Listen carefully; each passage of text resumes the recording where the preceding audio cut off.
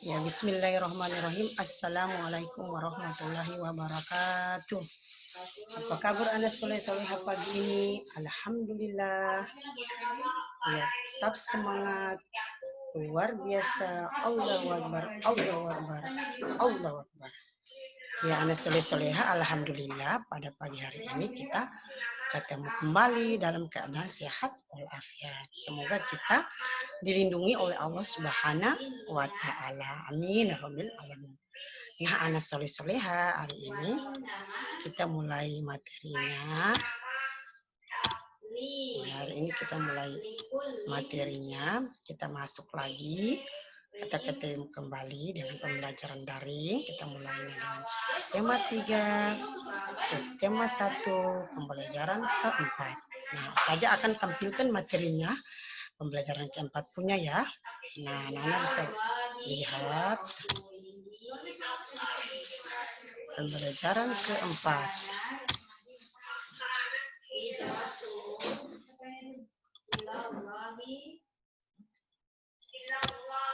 Nah, Ana selesai ya. Hari ini kita mulainya dengan tema 3, subtema 1, pembelajaran keempat. Nah, anak-anak lihat di sini, materi pembelajaran 4 di sini yaitu tentang menulis kata terkait kegiatan pada pagi hari. Nah, jadi anak-anak hari ini kita masih belajar tentang kegiatan pagi hari.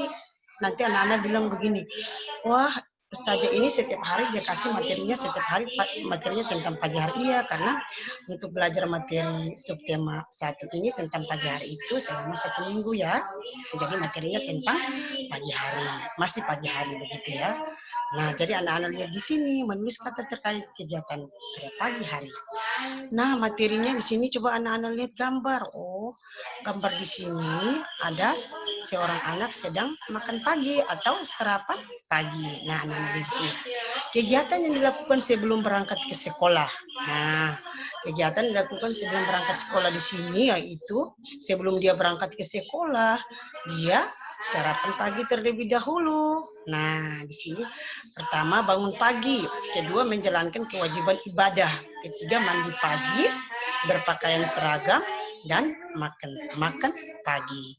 Jadi bagaimana denganmu? Apa yang kamu lakukan sebelum berangkat sekolah? Iya, jadi bagaimana dengan anak-anak di rumah?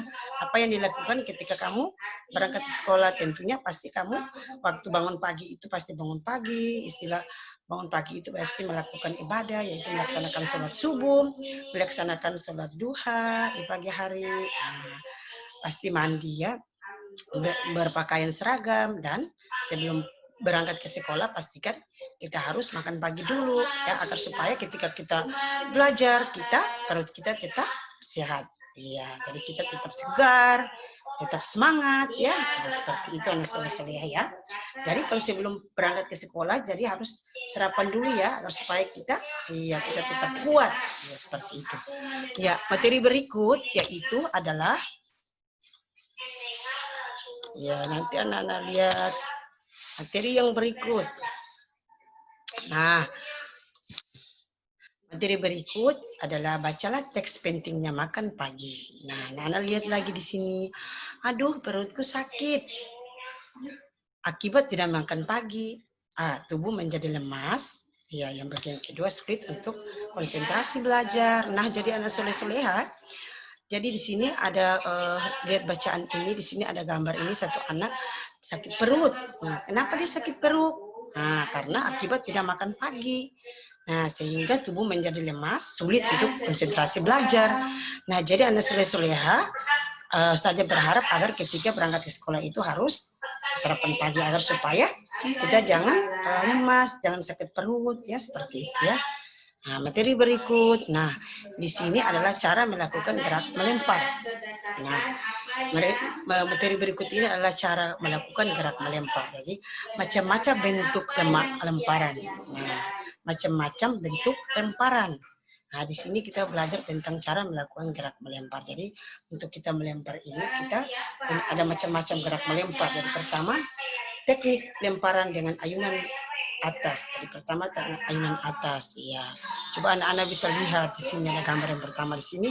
teknik lemparan dengan ayunan di atas, ayunan atas. Nah, jadi ketika dia melempar, dia punya tangannya di atas, dia memegang bola menggunakan tangan di atas. Berikut kedua, teknik lemparan dengan ayunan samping.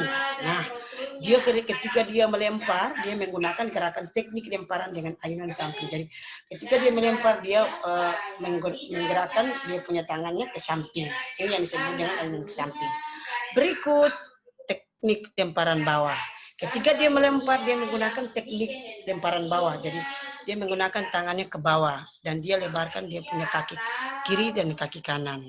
Berikut teknik lemparan dengan lecutan tangan. Jadi yang ini dia menggunakan lemparan dengan lecutan tangan. Lecutan tangannya seperti apa, Soleh?